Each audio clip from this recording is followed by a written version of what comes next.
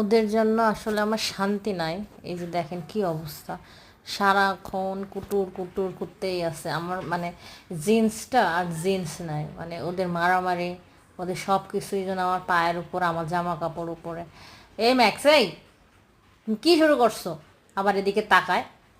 এই যে দুইজন ম্যাক্স ম্যারিন্ডা আর কি, ওদের ফাইটিং, ওরা দুইজনই তো সারাক্ষণ কুটুর কুটুর করে মারামারি করতেই থাকে। বিশেষ করে আমারে যদি একটু দেখছে রেস্ট নিতে, বা আমি শুয়ে আছি বসে আছি, আবার এই যে পড়ে গেল, পাছা দেখা যায়।